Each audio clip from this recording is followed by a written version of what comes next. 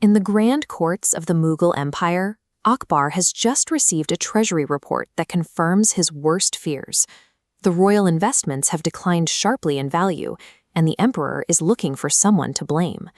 This reaction is mirrored in the modern data of 2026.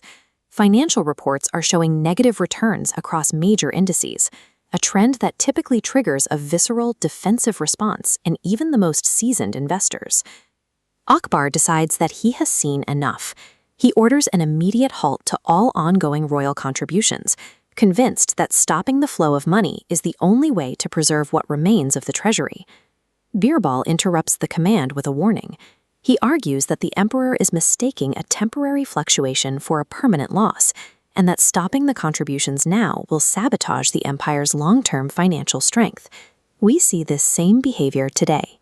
While the total number of SIP accounts is at an all-time high, the net growth of these accounts has flatlined.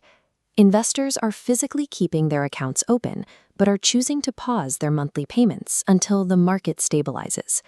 The psychological weight of a portfolio in the red is real. It triggers a survival instinct to protect capital, making it difficult to see the mathematical leverage that is actually forming beneath the surface of a falling market.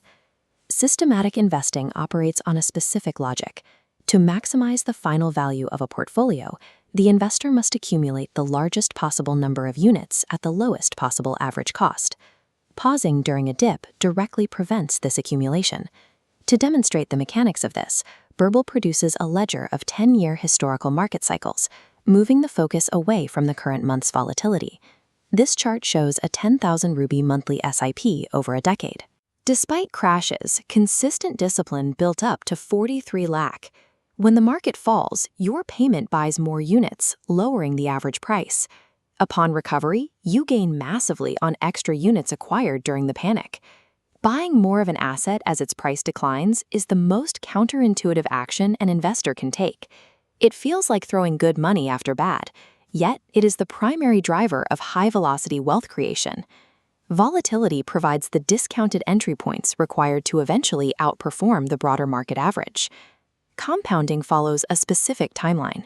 It takes roughly 6 years of uninterrupted investing to reach the first 50 lakh milestone. But velocity changes once you have a significant base. Reaching 1 crore takes only 4 years. The capital itself begins doing the heavy lifting. This mathematical discipline is being adopted across the country. 40% of all new SIPs now come from Tier 2, 3, and 4 cities, as rural and semi-urban investors commit to long-term wealth building. This collective patience has pushed the Indian mutual fund industry to a record 82.22 lakh crore rupees in assets. Tools once reserved for royal treasuries and institutional banks are now accessible to everyone, turning complex financial privilege into a repeatable mathematical routine. Akbar realizes that his fear was focused on the wrong variable. By looking at the falling value of his current units, he was ignoring the rising value of the units he could be buying at a discount. The psychological pressure to stop during a downturn is a common barrier to success. It forces investors to exit exactly when the mathematical conditions for future gains are at their most favorable. Wealth is not built by timing the market perfectly.